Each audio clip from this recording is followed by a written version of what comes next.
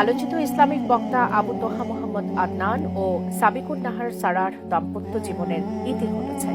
সাম্প্রতিক টানাপোড়েন ও ব্যক্তিগত দ্বন্দ্বের পর শেষ পর্যন্ত বিচ্ছেদের সিদ্ধান্তে পৌঁছেছেন তারা।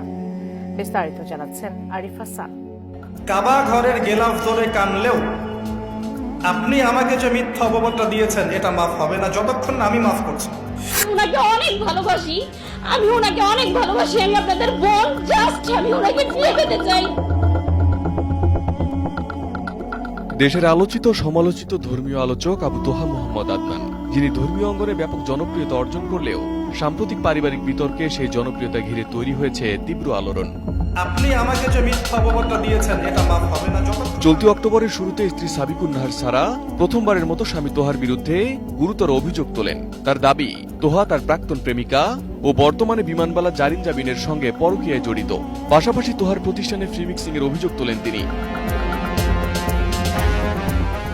যদিও এসব অভিযোগের জন্য পরবর্তীতে তিনি ভুল স্বীকার করে প্রকাশ্যে ক্ষমা চান, তবুও কিছুদিন পর আবারও একই অভিযোগ তোলেন সাবিকুন।